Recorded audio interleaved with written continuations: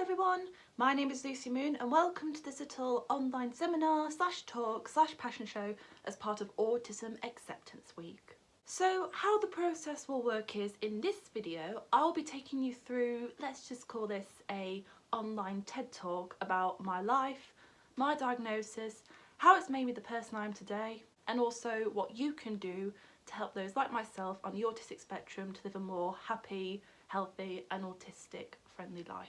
Then in the second part, which will be in the next video, which will be released on the 8th of April 2025 as I'm recording this, I'll be mentioning some amazing individuals who wanted to help spread awareness.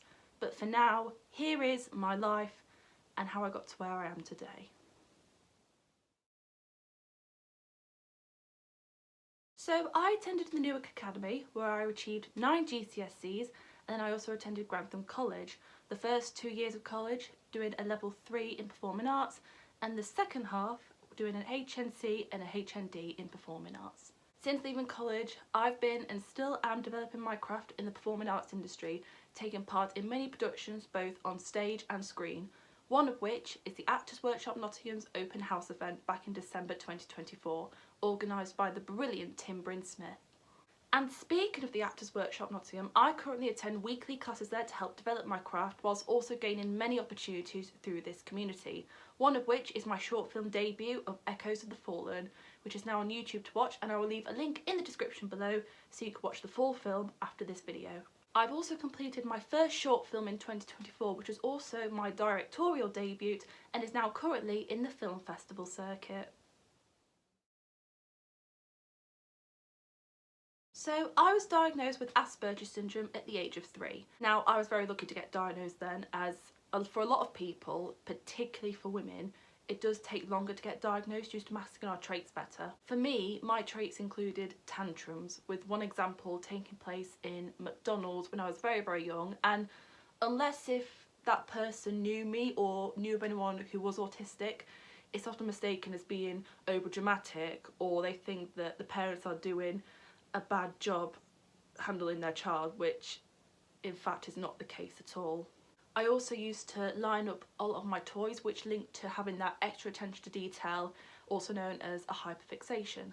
I never used to wear socks with shoes due to sensory overload on the skin. And I also struggled with loud noises, with one example taking place at my local cricket club when the football was on and everyone was cheering, but I just couldn't handle it due to the sensory overload. And my final trait was getting overwhelmed with change without any warning, and I'll touch base on that later on in this video.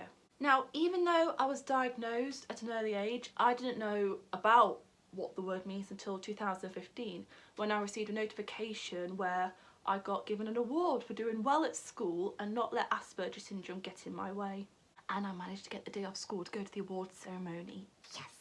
This then led me to going on this journey to discover what the word means and everything that happened in my school life. So not socialising, wanting to eat in a quiet area, not the canteen, getting overwhelmed in assemblies and not being notified of when we have supply teachers, all made sense to me. So when I have a bad day, the following may occur. I get angry. This is due to sensory overload and unexpected changes. I become mute, and what I mean by that is when I get overwhelmed and one of my traits can trigger an anxious or depressive state, communicating verbally can be exhausting in itself. I also get a bit teary, and this can happen either before, during or after a meltdown.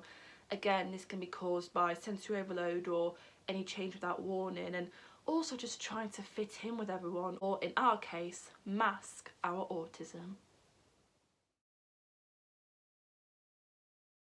So everyone has their own way of coping.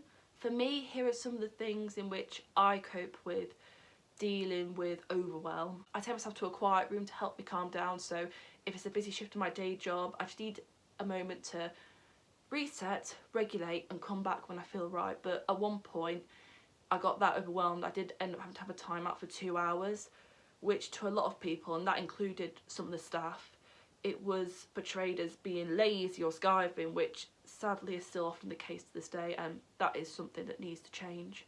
I also put on some music, and it's said to be a relaxant for those who are autistic, and it's also helped me to unmask just for that period of time. I also watch a lot of videos on YouTube, so anything that's involving a lot of drama or anything just to take my mind of what's going on at this moment in time. I also watch TV, and again, like YouTube, anything to help take my mind of what's going on and to also make me smile. So there are many ways you can help those like myself who are on the autistic spectrum, and here are some of the few. The biggest thing I recommend is to educate yourself, whether that be looking on websites, videos on YouTube, or researching charities, two of which I'll mention now, what specialise in autism.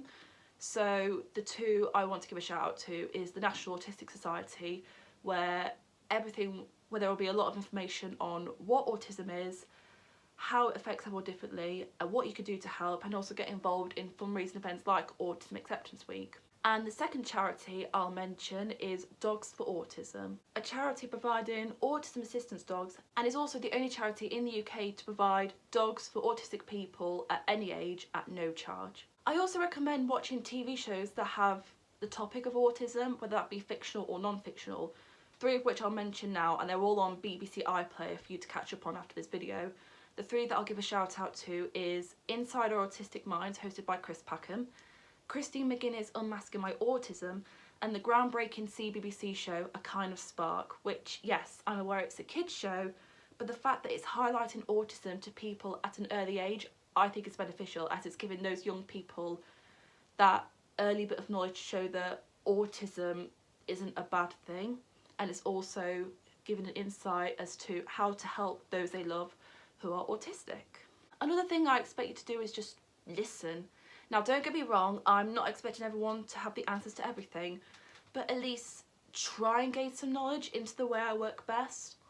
And also, every autistic individual is different, so the needs I may have to make my life more autistic friendly may be different to others, which leads me on very nicely to one of my needs, which is that if there is going to be any change, I need that bit of warning. Okay, yes, I know, the arts is an industry where anything can happen at any time, but as long as I can get an inkling of things changing, at least then I can manage it better.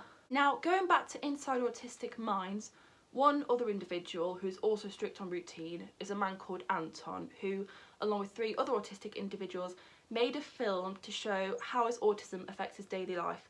And all episodes of the series Inside Autistic Minds, where you get to see the journey into making his film and also how he lives his daily life, are all on BBC iPlayer for you to watch.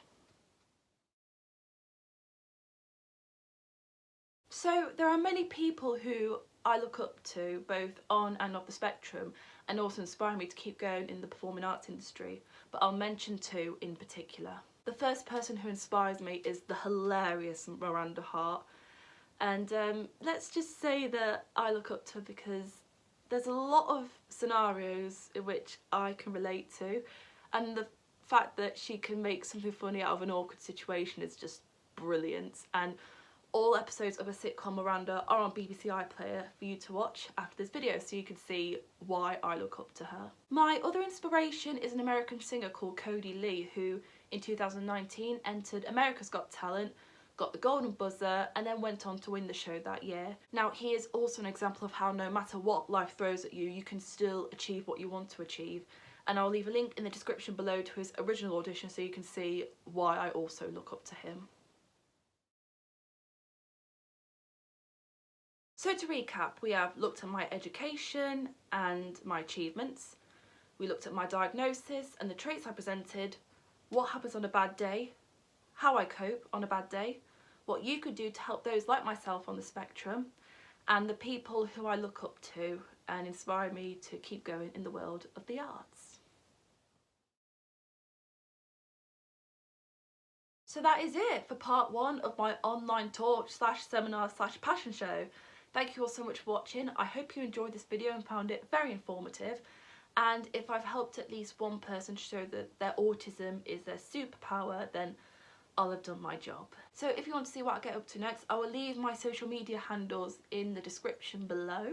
Please also check out and subscribe to my blog, The Autistic Actress, where I give you a daily insight on a weekly basis as to how I see the world, and also sharing the highs and lows of living in a neurotypical world, whilst also looking at some reviews of shows that I've seen both on stage and screen. If you can, please make sure you make a donation to my Just Giving page, where you have until the end of April to make your donation.